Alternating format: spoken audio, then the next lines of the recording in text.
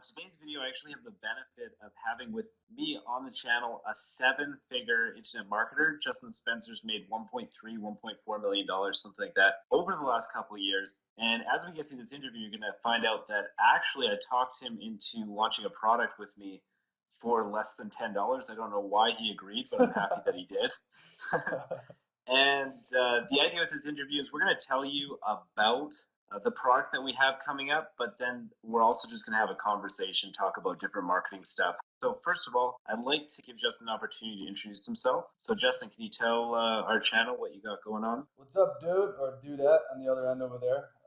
Yeah, absolutely. So what I've really just been obsessed with the last 5 years was, creating financial freedom for myself, which I was able to, fortunately do at a pretty young age. I was about 21 when I really started hitting my stride doing the whole internet marketing thing. I know a lot of people turn to the internet to, as a resource to, structure a life and design their life and to obtain and acquire financial freedom. And I was able to succeed at affiliate marketing. And what I wanted to do after succeeding at affiliate marketing was learn other basically business models that I know that I could succeed at, and then maybe eventually, teach and, mentor. So what I'm all about is, designing the lifestyle you want without having to kill yourself and break your back to maintain that lifestyle and to maintain that income. I have on my YouTube channel, I'm all about, no BS business advice. I talk about finishing things. I'm talking about knowing your identity to align yourself, and I talk about mindset a lot, the mindset of champion or, winners. And I'm not all just like hypey, hoorah, motivational stuff, just really basic, fundamental things that are simple to understand and apply. So, I'm all about results. The name of my company is Get Results. And, what I really do is I help other people generate more leads for their businesses, get more sales for their businesses. And I teach and train upon these processes as well. And I've kind of just been obsessed with that, obsessed with anything related to, success in business specifically. But I also, it's always fun to study and, learn things that have to do with success in other areas like relationships, your health, etc. But I think that we have a decent amount in common because I also firmly believe in the whole lifestyle business idea, because if you're just focused on just making money, then it's kind of like, what's the point? You need really both of those resources to live a meaningful life, because if you have all money and no time, you can't enjoy that money. If you have all time and no money, then poverty can lead to a lot of issues as well also. So it's really nice to have both of those resources working together. The other thing I really like is the mentorship aspect, because when you get the opportunity of working with people, it's not just about building your own wealth, but you're also building incomes and you're improving the lives of the people that you work with, right? So I know that you've been doing mentorship for a long time, and that's actually, I was following you for many years now, and I've seen kind of the success stories of a lot of your students on there. What would you say? What is the success rate of the people that get into your coaching? Is it like, I know that for sure because I do mentorship myself, and the reality is that not everybody has the capacity to be successful. You can give them the whole blueprint on a silver platter, and they still won't be able to follow through and take the action that they need to take to get there. But what kind of likelihood is in their mentorship program, and what are some of your good success stories that you have from the people that have gone through with you? Yeah, absolutely. I love this question. So I always like starting off with contrast. If you examine the statistics of people who succeed in business in general, it's staggering. Offline and online business owners, like they say something like 90% of all businesses fail in the first 5 years. I think that the statistics are probably even worse for people who want to make an online business work for them, because that's the problem. Their mindset is they want to make the business work for them instead of working for the business to get it somewhere. But for my mentoring program, it's structured way differently. And my entire focus has been to get people tangible results. So I would say, based on the number I have in mind, I think it was like around 40% of the people who step into my program within 4 to 5 months have done substantially well. And the other 60% usually are still in the process of getting the results, because they haven't done everything they need to do yet to achieve those results. But I've worked with over 130 people in my high-level mentoring and consulting community, and I have 85 success stories, which is a lot higher than 40%. But I don't count some of those success stories in the figure I gave you, because a lot of people made back way more money than what they invested in me to help them, and then they went on and did different things. They got into different business models and business channels. They started like e-commerce stuff. They started doing other things, which is great. And it was a win-win for them because they gave me X amount of money. I helped them, dramatically multiply that, and they just, wanted to do something else, which is cool. So I don't include those. So I would say 40% of people have been still doing it. For I've had this mentoring program that we're discussing for like 3 years, and I still have people who started with me from day one are still in the business that I do as well, and are doing very well in this. Those are the people that I would say who stick with it long term. Those are the types of numbers or statistics. Some of my top success stories that come to mind are someone like Sean Pope, who did $25,000 per month in top line revenue on his fourth month, which is exciting. Chris Pambos from Australia, in his, I think it was right after the fourth month ended, beginning of month 5, he produced $20,000 in revenue, 50% profit, $10,000 in profit that month, which is very cool. And he had been struggling for like 7 years before he met me and decided to kind of let me take him under my wing and show him how to avoid all of those landmines that it's easy to fall into when it comes to this stuff. A couple other success stories. Armando Rendon, a very cool guy from Mexico. He's done astronomically well for himself. I really can't take much of any of his credit. I taught him a few simple strategies that I teach all my high-level mentoring students, and he took off and became like a superstar in several different aspects or channels of the industry. And he's crushed it. I have no idea how much he's made at this point, but it's multi-six figures. That's for sure. So those are probably 3 of my top stories. Another one comes to mind, Richard Kaur from Singapore. Within the first 60 days, he had 10,000 subscribers on his list within 2 months, and he grossed like over $5,000 already in sales, just getting his foot in the pond, so to say. And I have 40-something case studies like this on video, and then I have like 50, probably 45 to 50 that are not documented on video. I just had a guy join 2 weeks ago who already made $400 in profit 14 days after joining, which was really exciting. And all I did was I taught this guy how to line up a couple of deals when it comes to the email and solo business, and you can already be in profit very, very rapidly. So yeah, that's really awesome. It's good to hear about success stories. Actually, a while back, I think it was about like 4 or 5 months ago, I got in a conversation with you on Skype, and it wasn't even coaching. We were just having a friendly conversation. And what the value that I got out of that short conversation actually caused me to be able to increase my business by 25%. I don't even think I've told you that before, but awesome. Definitely really cool the impact that you're having out there. And it's really important, the value of mentorship, whether you pay for it or not. And I think that Tai Lopez gets a lot of flack for a lot of things. I actually think he has a lot of insightful things to say, but he always harps on the idea of mentorship. And whether that's reading books, whether that's watching videos, whether that's getting coaching is the ultimate form of mentorship that can probably get you the best results in the shortest amount of time because you're actually working with somebody. But the value of mentorship is obviously immense. When you started, did you figure things out on your own, or did you have a mentor like you now provide to other people to get you from the beginning to where you are? Oh, that's perfect. Yeah, great question. So my first 12 months online were bitter and, a lot of struggle and not much to show for it. So my first 12 months online when I first started, learning this stuff 5.5, 6 years ago were pretty awful until I found a mentor, a guy who I lived in New York at the time. And if I wanted to succeed at affiliate marketing, I had like two jobs, going to college, full-time girlfriend, full plate. And I wanted to leave college, but I couldn't do that. I was about 18, my second year in college. I started a little early, and it's like, dude, this isn't for me. And what ended up happening is I found a guy who lived in New York who was making about $100,000 a month at affiliate marketing. He's very good at it, very humble. He'd been at it for like 7, 8 years, and so I actually had him mentor me. I paid him a good chunk of money, put it on credit cards. Best decision I'd ever made, because 6 months later I was making 10 grand a month, with like 6,000 of that being net personal income doing affiliate marketing. And it was because I modeled him. He showed me exactly what he did to create success for himself, applying very simple strategies I'm sure you've heard of, like SEO, affiliate marketing stuff, and different niches like credit score and credit repair monitoring and stuff like this. And he was, sorry to interrupt, but he was making, you said, close to 100 grand per month? Yeah, he's making like 100 grand a month. If you don't mind, who are we talking about? This guy's name is Ben. His name is Ben Moskal, actually. He's a super cool guy. He's taught a lot of people affiliate marketing. He, has had the ups and downs that life has to offer in terms of his success, but he was someone I highly respected from day one when I met him. He's definitely one of the guys who created the first major turning point in my life. I was actually the business that he kind of showed me the ropes with, as it pertains to affiliate marketing. I was actually able to sell to a local investor for a huge chunk of money. before starting my solo ed business, which was really cool. But yeah, so his name is Ben Moskal. He's predominantly, I think, focused more on real estate, the real estate side of affiliate marketing as we speak. But super humble guy, super cool guy, my first mentor.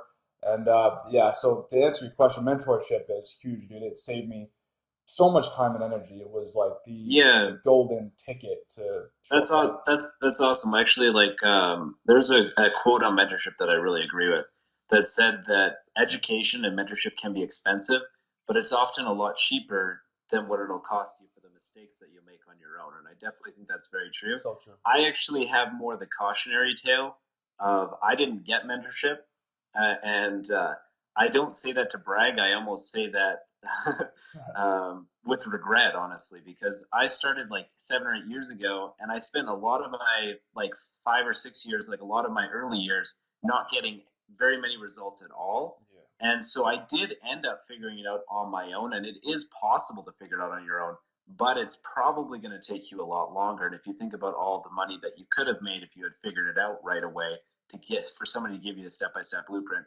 As far as when you're providing mentorship to people and you're getting them to get to the next level, how much of it is about the actual practical step-by-step stuff that they need to do, the roadmap? How much of it is the mindset that they need to get into, would you say? Yeah, no, excellent question. So I would say that the way I see things is it's a two-parter because most people know what they want. They can like, oh, I know what I want. Yeah, great. And most people have a pretty solid, clear idea of why they want it.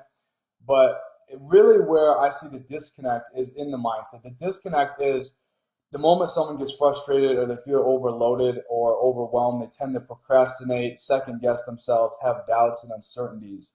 And I, for example, have experienced these things even today at my level because I'm always challenging and testing myself. And I always want to bring my stuff to the next level. And I love taking risks to see the rewards and the payoffs. But what I see for anyone who wants to take their life to the next level, if their goal is 3,000 a month online, 10,000 a month, 20,000 a month, whatever, the biggest area that people really need to manage is their emotions and their thoughts and the way they think things. So here's how thinking works. Like you read the book Think and Grow Rich by Napoleon Hill, and there's a lot of good information in that book. It's all very practical, applicable, integratable into what you do. But how I see life and how you could, what if I was going to give you one success tip to cling to when it comes to mindset, it would basically be you have to reframe everything in your mind. The moment you feel frustrated or overwhelmed or impatient, you have to reframe this in your mind and come up with a valuable reason why to continue to finish things. So I think people don't succeed because they don't have someone behind them that has the beliefs that they're lacking. Because if they believed that if they would just finish, they would be so much happier than they would finish. And they would actually be so much happier from finishing. They would cut through and persevere through the frustration and the overwhelm. Now, when you have a mentor who's already walked that road and he's like at the end of the finish line, just kind of waving you forward to come to the end, it's like 1,000 times easier because that uncertainty and those doubts go away. It's like this storm that you're in when you're halfway to success in any business, and then the storm happens, right? Waves are crashing, you feel like you're on a sinking ship because of these emotions that you have because you just truly don't know if you're going to be able to make it to the end and actually get the result you want. And when you have that mentor, that light, like it's almost like the U.S. Coast Guard coming to come on, we're right here, just swim to us. And that's kind of like the analogy with business success. Like for a lot of people, I see what stops them. They don't finish what they started is because they're overwhelmed and they lose track of things and they get distracted by social media, by CNN, da da da da da, and it's just tough. It's hard unless you have someone by your side. Hey, I think that's an insightful answer. What I think that I like off of that is I totally agree with the delayed gratification part of things Mm-hmm. because you say like if you don't have somebody that's super successful that's saying, hey, this is normal, this is fine, like you'll get there, just keep going. This is where you should be. It's like you shouldn't have big results. You're just on the way to big results.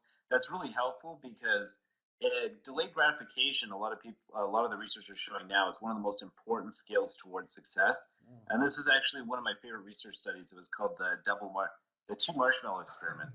And what they did with grade one students, that they tested this, is they offered grade one students. They said, "Hey, like you can have this marshmallow because we know that you want this marshmallow." Or if you wait until the end of the day, then you can have 2 marshmallows. Well, what they found from that experiment, they did a cohort study. So they tracked the people when they're in grade one, and then they tracked them later in life to how successful they became. The people that chose to wait till the end of the day to get 2 marshmallows, that was a more accurate indicator of success than grades in school, intelligence, or any other metric.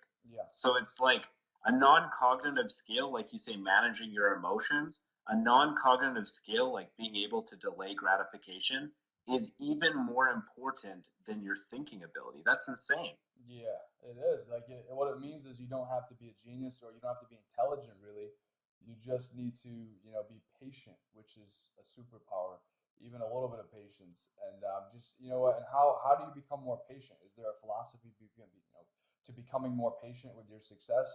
Well, yeah, do your best to enjoy the process. Do your best to truly, enjoy what it is you're doing, and it'll make the process go faster. Have you ever heard the phrase like "time flies when you're having fun"? Well, if you try to have fun on your way to reaching success, time will fly and you'll get there seemingly way faster. Still the same amount of time, but it takes you weeks, months, years. But it won't feel like weeks, months, or years when you're doing it if you actually like it. And I've seen that with a lot of entrepreneurs that I've networked with. Everyone has different beliefs and philosophies about how to succeed at business, but bottom line is if you are at least patient and you are even partly committed and you're just willing to finish things and you just accept the fact that there's going to be rainy days. I mean, there's going to be days where you don't really feel like, being a warrior, and you don't have to every single day to succeed. You can be a warrior 3 days a week. The other 4 days a week, you can be like a warrior for part of the day or not at all. And you can, as long as you're, making progress and you're going on the right track, you can go at your own pace. Some people love to work 7 days a week. I know very successful people who outwork me. They can work 3 days a week and get 10 times more done than me if I were to work 7 days a week because they love the process more and they fine tune their strategies to become more effective and then learn to duplicate themselves. So they have other people kind of handling things as well. And I've started to do that process and it's very rewarding. And but yeah, that's really like the key to That's I definitely think that was like the main takeaway from the 4 Hour Work Week, which is a book that so many people love. yeah. Where he says that if you actually took the list of things that you do in your business or whatever, and you actually put a value in how important they were, you'd be totally shocked at how few of the tasks that you do are actually really that important. So what I found with my business over time is that I've gotten much better at just doing the stuff that's really important and not really putting that much time into the stuff that isn't that important. Like the last few months, I've done almost nothing because I've been vacationing pretty much the entire time. But I'll still, like, every once in a while, I'll pump out a YouTube video because I know that that's for the amount of time that I put into it, that's going to have the biggest amount of impact. So I think it's really important to be patient. It's also really important to be efficient. I know people that put hours upon hours upon hours to business and they get barely any results because they're putting so much of their time into stuff that isn't really all that impactful. Right. The question that I want to ask you now is moving on to the practical side of things. You hear a lot all the time, and I've been hearing it for years, that list building is dead. Do you think that list building is dead? And why or why not? Why do you think that people think that? And what do you think the actual state of reality is? I think when you're a marketer and you say list building is dead, I think it's an excellent angle to get somebody's attention and then sell them something else like SEO or affiliate marketing or something. But the funny thing is the guy who's telling you list building is dead is probably telling you that to get you to join his list. So you see like the bittersweet irony of it all.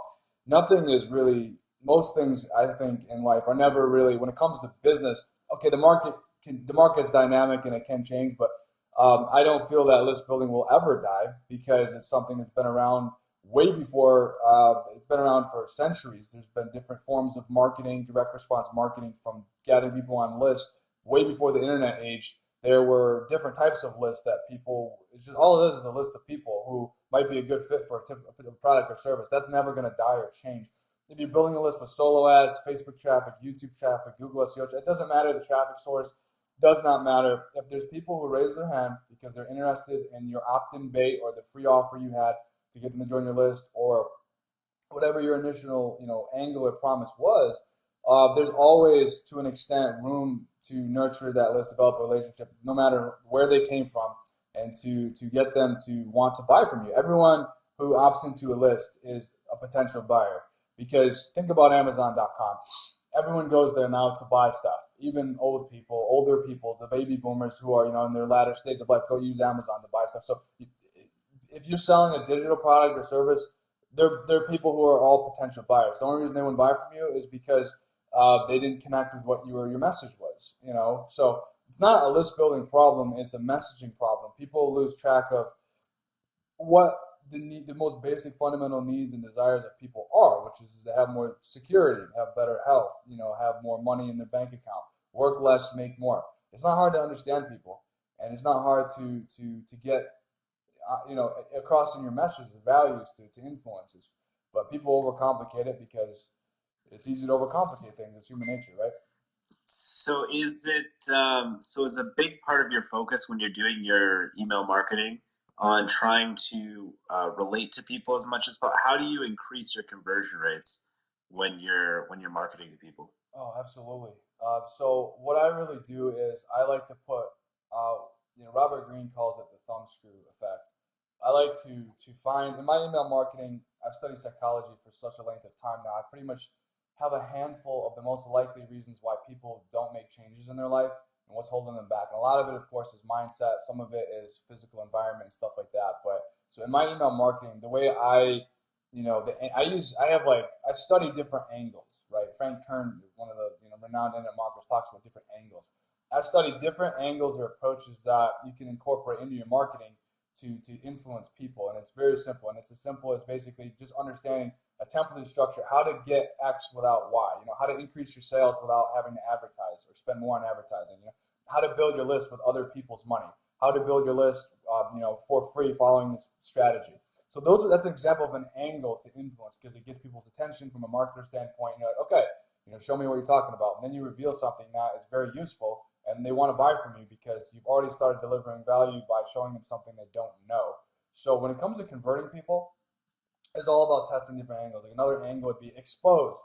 How Justin Spencer, did X, Y, and Z within 30 days without a list, a product, a brand in an industry he knows nothing about, yada, yada, yada. So that'd be another angle that's attractive and will pull people in. And that's when the conversion process begins, because you're already adding value by, storytelling, and that's how the influence starts. Another angle would be, I'm a man on a mission. This angle would be like, it is my mission to help 100 people who are currently living paycheck to paycheck, put an extra $2,000 a month in their bank accounts, following the strategy of solo ad arbitrage. And this is something like, what's that? What's that? Well, let me explain it. Okay, and I could go on and on. I know like 10 more angles I can share with you, but the goal is to sell your product or service, testing different angles. And it might take you your fifth angle to sell the same product or service before you finally get through to different people. This is how the marketplace works as a whole. You know what I mean? So conversion, think angles, approaches of ways to pull people in your influence, get their attention, stuff like that. So as far as your business now, do you make use of systems? Like, do you have you basically tested different angles, tested different ways of communicating with people, and come to sort of like a best version for like a testable hypothesis sort of a thing, where you have your stuff that's converting the best right now, and then you're constantly split testing? Is that the way you work it? Do you have stuff in place? Absolutely. I know what angles definitely work best for me for my top line products and services. Absolutely. There's certain angles that I test all the time. I'll test new angles constantly. And, anyone that is on my team that I work with, my copywriters for certain things, my virtual assistants, I have people that help me fulfill certain, major services that I offer in my business. When it comes to them, I do the collaborative collective efforts of looking at their opinions and feedback too on certain approaches and angles, because when you have that collaborative effect, it is, oh my goodness, it's gold. So, but yes, the short answer to the question would be, I know some angles that have worked very well for me the last 4 years to really, use as a tool of influence for people. But I'm always testing new angles constantly in my email marketing to see how we can get more people, kind of over to our side. Absolutely. Would you do you spend as much time in your business now as you did when you started, or is the amount of time that you put into your business gradually gone down or increased? How is that gone? Sure, absolutely. So I kind of follow like this effect where in the beginning of the business, you're putting a ton of time in because you want to see the results, and then you get the results. Then, I'll go through scenarios where I'm in the mood to relax, and I'll just relax for a while. Then I'm in the mood to work, I'll work. And I'm in the mood to relax again, I'll relax for a while. And a while could be like maybe I'll take it easy for a couple of weeks.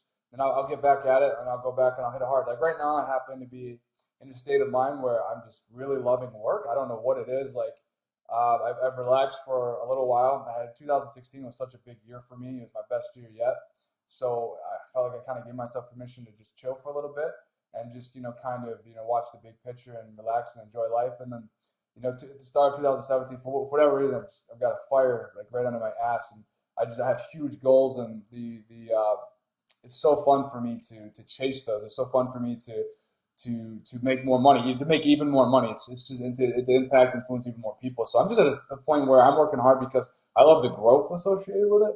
But I don't really need to. I don't need to work, but I love doing it. And that's what it goes to telling you what the tip I gave you earlier is to really try to love doing what you're doing. And I was talking about identity. Like my identity, I see myself as like the ultimate problem solver. I think that people are addicted to progress, right? Like we're designed to enjoy rewards, and Definitely. the more you get rewards, you get that dopamine release of getting further in your business, and it becomes like a fun game at that point. It's not like you need any more money for survival at this point after making 1.4 million dollars online. You could easily invest that money and not have to do anything again, but it's kind of nice to keep growing Yes. still anyways, right? So Oh yeah. No, the feeling of putting in a hard days of work is really incomparable to a lot of things. Like if I just have some days, I mean, don't get me wrong, I'm that guy who I do like to go on the beach or go snowboarding or skiing, drink a margarita on the beach with some salt around the rim, or a nice cold Corona with a lime, with some guacamole and chips, and just hang out with hot girls. And I've done that, and I love doing that. I'm a guy, who doesn't want to do that? If you're a guy watching this, you're like, dude, sign me up, hell yeah. I've done that, and I love it, and I'm going to continue to do that. But like right now, I can't explain it to you. I can't explain it to you. It's just like when you're a man and you know you can produce results, and even though you made good money by most people's society standards, but you can do more. You sometimes just get so connected to your work, and you just love it. I call it the Will Smith effect. Like Will Smith's worth 200 million, and he's still putting out movie after movie after movie, and they all are like box sellers. You know what I mean? I call it the Kanye West effect. Like Kanye's worth 200 million, 150 million, but he's still producing like the best stuff he's produced. I mean, Kanye's a guy. Don't be like, oh, I'm telling you, like people who love working. You know what I mean? I'm kind of trying to yeah, feel that effect. I'm Yeezus fan. He does put out good stuff. I'll agree with that. Yeah, I like it. His last album was actually my favorite of the bunch. Actually. Yeah, the Pablo. Yeah, Life of Pablo. Yeah. I think it was. Right? What's the most amount of money that you've made in a day? 70,000 net. 70,000 in one day. Yeah. Damn. Yep. Tell us about that. How did you make 70,000 in a single day? It's just a matter of all of your projects lining up at once, and you're just producing a lot of sales. I mean, I do a lot of high ticket stuff, so things can just line up like that. I mean, I spend a lot of money on paid advertising as well. Sometimes you have days where you get a ton of leads, and then everybody buys. So that's how it can work. So even with the stupid amount of money that you make online, do you ever go through stretches where you lose money? Because you obviously spend money on advertising and stuff. Oh, absolutely. No, there's some days where I can lose thousands of dollars in advertising, but I know that by looking at my history, that the entire month's going to be super profitable. It's just basically like understanding a cash flow spreadsheet is all it is. But yeah, I have days where I might lose, some money. Did you always have the confidence to throw money at advertising, or is that something that built up after you started to see results and stuff? Because I imagine a lot of people watching this are kind of, I know I was in the beginning anyway, scared of like the fear of loss for us for the human species, is a lot stronger than the fear of gain. They've actually tested that, like gaining $20 as opposed to losing $20. It's like Superman versus Batman. I love Batman, but you can't, if you don't have kryptonite, you're screwed. You're not going to touch Superman. Like, yeah, the fear of loss is way more powerful. So how did I overcome that? Well, you don't do it in one day. You overcome it in baby steps. You overcome it over. It's a timeline. It's a pattern of developing the right beliefs, and it's recognizing that if you can spend $1 to make $3, but let me give you an example. If you can understand this one thing, you could potentially be a multimillionaire someday, which is the direction I'm really trying to, put my life in that direction, becoming a multimillionaire. But it's this direction. It's like you might spend, okay, $1,000 on ads, and on paper you might make $3,000, but you might have only collected $200 up front and lost $800 for the whole month. So you minus $800 for the next month. You might be at a break even, and the month after that you might have a slight profit, and then the month after that you might be doubling your money or tripling your money, or like on the front. So if you're selling software or coaching or membership sites or marketing services or whatever it is you sell, you just really need to kind of just understand that the lifetime value of someone could be $1,000, but you might not see that money for 4 or 5 months, and it might cost you only $300 to get that guy. You could be tripling your money on ads, but it feels like you're losing money, and it looks like on paper we're crushing it, but hey, we're actually in the hole. And it's the beginning that is so hard, no doubt about it, because you're just, at that point, you're operating on a daily basis. Okay, I'm losing like $500 a day. This doesn't feel very good. This feels fucking awful. You know what I mean? Sorry, excuse my French, but the biggest thing you realize though is like, okay, so month 3, I'll be making from this advertising medium $200 a day. Then month 4, I'll be making $400 a day. Month 5, I'll be making $600 a day. Month 7, I'll be making $800 a day. But most people will turn everything off before they ever let that happen, because it just doesn't. It feels too painful. It's just too painful. Yeah. It's like someone's like, yeah. So what it is just. It's just, you got to have a lot of confidence. So there's definitely, it sounds like there's a lot of long-term value in a lead that you get into your system, for one thing. As far as when you're losing money, even from a long-term perspective, what I've always found is that spending money on traffic is you're not just paying for the actual what the traffic can do for you. You're also paying for information, right?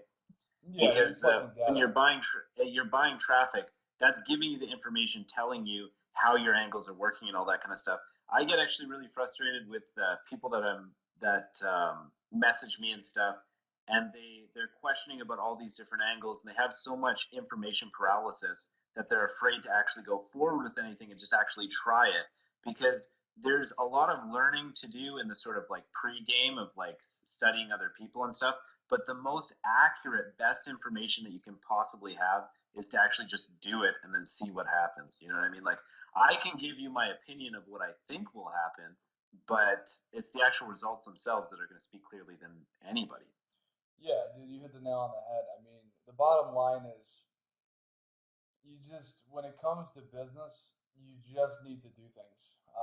Read less and work more and try things. Courses are great, but too many people buy the course because they think they need that resource, when really the resource they need is their ability to have the Will Smith effect, where you're not even doing it because you want financial freedom. You're doing it because you want to prove to yourself that, self-discipline is what you want to be proud of when it comes to your funeral 85 years later. Or, when you're 85 or 90 and you're like, you had a great life and you're thinking back like, man, you don't want to sit there and go, man, I was such a pussy because all I did was buy books and never read them, or all I did was read 1,000 books. I'm the smartest guy in the world, but also the brokest. So what you need to just realize is, look, you got to develop the habit of loving to work your ass off if you want to succeed at fucking anything. I get so intense with that stuff, but that's what gets people to move. That intensity, that flair, that bite right there. You think it's a balance though, because at the same time you don't want to discredit the power of knowledge, the power of books, and all that kind of stuff. Like, I think it's almost a balance of, yes, you do need to have the information, but you don't want to get stuck there. You know what I mean? Yeah, like, and I guess exactly.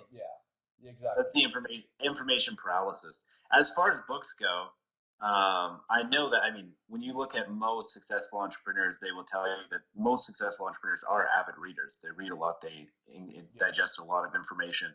Are there any books that you highly recommend, especially when it comes related to business? Absolutely, man. 2 favorite books. I've read this one almost 8 times. One of my good role models and friends, Alex Becker, who has a really prominent YouTube channel, super cool dude, owns a couple software businesses. He wrote a book, national bestseller, called The 10 Pillars of Wealth. And the reason I read it so much is not because I'm a weirdo, but like the way he gets across his message, the way he gets his points over to you. His whole book is about the 10 mindsets of multimillionaires and even billionaires. Because he has billionaires in his a guy who's going to be a billionaire very soon, and he's mentoring him. And that's one of my favorite books because it teaches you the mindsets of rich people, and it feels very good to hear it explained the type of way he has it to explain it. And he's not somebody who makes all of his money selling books or somebody who makes all his money teaching people. And that's another major reason why I love the book because he makes all of his money or like the brunt of his income selling software and millions of dollars doing that. And I love that because a lot of people who want to teach you how to do better make their money from teaching. It drives me bananas sometimes. It's like an endless loop, you know. You see a lot of that's why I love personal development people. Another book I would recommend is by Tim Grover called Relentless. I've read that like probably 5 times. Relentless is about the mindset as well. And you notice like my 2 favorite business books are mindset books. That makes sense to me as I'm explaining it. But the Relentless thing is really just a different mindsets of like superstars like Michael Jordan. And the cool thing is though, you don't have to be in those mindsets 7 days a week. You only need to be in those mindsets for like 2 hours a day, 4 days a week to really be successful in business and online. So if you're watching this going, oh God, to be like Brendan or Justin, I need to just be this ruthless savage who's attacking his goals. No, Brendan just told you he hasn't done stuff the last couple of months, but he's discovered what, the minimum amount, the maximum gain for minimum amount of work is. And same with me. I'm not going to lie. I like taking it easy sometimes, like resting, and recouping and rejuvenating. But for like 2-3 hours a day, a couple days a week, if you're able to get into these mindsets that Relentless and the 10 Pillars of Wealth offers, you'll be so effective for those 2 hours that you'll get done more in those 2 hours than Oh yeah, other people. I 100% agree with that. And actually, Tim Ferriss talks about that where he says, people have this idea that they just want to make all this money and then not have to do anything, like they just watch TV or lay on a beach. What they don't realize is that when you get that life, it's only interesting for so long. Yeah. Eventually, you get bored of it. Like I've done it. If you're laying on a beach, it's amazing. I mean, don't get me wrong. You're on a beach in Thailand having some cocktails. It's not a bad experience, but after a few weeks, you just get kind of bored. Like, what's the meaning? What's the purpose? Kind of a thing. Yeah. So you definitely want that balance. And I like the way that Tim Ferriss kind of explained it. It really changed. I think the 4-hour work week, like it doesn't have like a lot of practicality to it, but it's still one of my favorite books because of the mindset changes it had for me. And that was one of the mindset changes was that he basically just designing the life that you want. So it's like, if you want to spend 2 months to learn how to salsa dance, go for it. If you wanted to spend 2 months learning a new language, do it. And then if you want to come back and actually do meaningful work for 2 months, because especially when it comes to entrepreneurship, not when it comes to factory work, but when it comes to entrepreneurship, like you say, doing passionate entrepreneurship work for a small amount of time can cover a lot more ground than a lot of time when you're dispassionate. Oh, yes. 100% for sure. Yeah. So I agree. That's the salt and lime and tequila of life is what you just said is, knowing how to do that juggle, that balance between working hard and relaxing and more importantly, doing things that you're really passionate about, doing things that you really, really want to be doing. Life's about opening up your life so that your life's not run by bills, but you have, all these cool freedoms. Like you can be like a big kid again where you're an adult, but you can behave as if you're a kid and like the world's your playground type of thing. It's like, oh, I want to learn Spanish, or oh, I want to learn, Italian, or oh, I want to, learn how to snowboard or surf or ski or become better at golf or learn gambling or learn how to play poker. I want to learn how to go to a gun range and shoot a gun. I want to, do all these different. I want to get a motorcycle. I want a motorcycle license. I want to travel. I want to have a road trip. All these things that make life worth living. Like that's really the end game, really. For and yeah, I encourage anyone watching this to write down a list of all the things that really matter to you and be like, yeah, this is my why. This is just a couple of reasons why I want to do this. You know what I mean? So yeah, that's what it's about, man. At the end of the day. Yeah, awesome. All right. So I guess before we wrap this up, I got to ask one final maybe question, and then we'll get to talking back about that course we're going to launch in a few days here. I would say let's do it with Lewis Howes does this, and I really like. I don't know if that's his last name, but I really like the way he does this. He just says that if you had to forget everything, you have to get rid of all your accomplishments. You're going back after everything. You have to start over again. what are and you had to pass just three truths to people about what you've learned so far, about what you've accomplished. What are the three truths that you would tell people? Sure. So assuming I get if I lost all of my resources, but I still had my knowledge and skills, the first truth that I think I would pass to people is, uh, you know what you want the most, because humans want lots of things. You want to sleep in, you want to party, you want to listen to music all day, you want to eat 4 times a day. There's all the things we want, physiological needs. We want girls. We have all these competing desires in our brain that are going to compete for battle for our energy. So know what you want the most and write it down, and try to proactively every single day do at least one or two things that will lead you in the direction that you want to go to reach that end outcome. So that's the one major truth as it pertains to success with anything.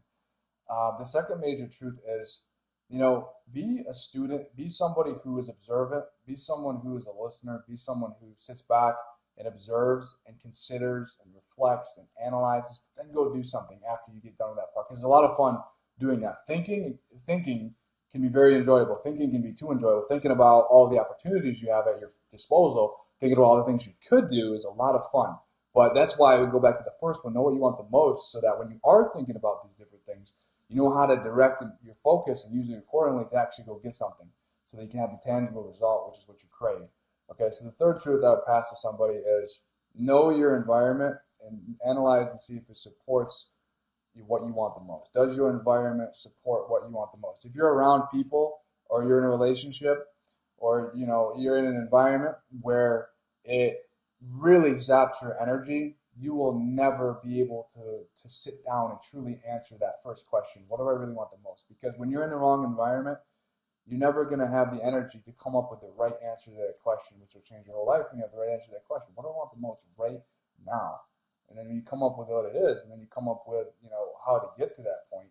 You got to change. You got to know your environment. You got to change. Those are the three biggest truths I feel that have the most weight for anybody's success in life and happiness. Mm-hmm. That's awesome. I agree with that. There's actually what is your main motivation, your main burning life desire that you want? Because what I found is that you can have everything. You don't necessarily just need to have one thing. But in order to have a completely fulfilling life, you definitely have to have your main thing. So Yeah, you can have your main thing, and you have your main thing as your main priority, and you can still have everything else, but that main thing needs to be attended to. And I totally. totally agree with that. No, totally. Okay, so before we go, I just want to tell my audience that if you want more wisdom from Justin, because he's a pretty smart guy, obviously, from this interview, you can tell that. He has his own YouTube channel, so I'm going to leave a link to that in the video description below. You can go check that out. Before we leave the video, I also want Justin to talk about the launch that we have coming up in the next few days. And actually, by the time of publishing this video, the launch will be live by the time you watch this. I want him to tell you about it, and then I also want to tell him to convince you why you should buy this launch, why it's worthwhile. Yeah, absolutely. So the launch we have coming up is going to be a fun one. What the whole focus of this launch and this entire product, the outcome that Brendan and I have in mind, is to give you a very good introductory level understanding of the email ad business, the solo ad business, and most importantly, how to build a list at little or no cost, so that you have a major asset that can potentially lead to 5-figure profits on a monthly basis. And you'll be at the point where you have 5-figure freedom, which is actually the name we're going to go with for this actual product, because it's very suitable. So with that, so basically, why should you even consider, getting taught by Brendan and myself when it comes to this stuff? Well, we both live, breathe, and we do this stuff. And quite frankly, we don't need your money. We do this for fun. And we do this because we want to make an impact. And we do this because we like contributing. And it's because, it's kind of like a scoreboard. For me, I personally love competing against myself. And I have hundreds of success stories right now documented. People have made millions who've worked with me and have been taught by me and been trained by me. And why not extend that opportunity to you? Quite frankly, I could hire an army, no joke, of people to basically go out and replicate what I've already done in my business 100 times over, 1,000 times over, 10,000 times over. And I truly believe this, would not be able to get the market saturated when it comes to what I do. So that's why I teach this, because I'm not turning you into my competition. My business is it going to be affected if I teach you my business model and you start making 10 grand a month? My business is not going to go anywhere. And that's why I teach it. If I felt like this was going to be saturated, then I would just quietly generate multi six figures doing this business model. So that's why Brendan, you wanted to link up with me, and I said, yeah, sure, absolutely, I'd love to do it. Let's provide an awesome course and outline and guidelines so that you can navigate around those landmines. If you ignore this course, that's fine. You can figure this stuff out with my free material, Brendan's free material. But the bottom line is that stuff's very good. And it's only going to get you so far, though. When you invest in this, and it's, I think the introductory product is going to be around $10 or less. You're going to save yourself valuable time and energy. And plus, it's just something that you owe yourself, So that's really where I'm at with it. Totally. That's awesome. And I intentionally contacted Justin because I felt like of all the marketers that I interacted with, he would add great value to my audience, was the reason why I got him involved with this launch. I'm actually thrilled that I got a millionaire to create a course with me. That's an awesome feeling. But thanks a lot for coming on the channel, Justin. It's been a great conversation. And guys, jump on this course. It's less than $10, and then you can hear more from us very soon.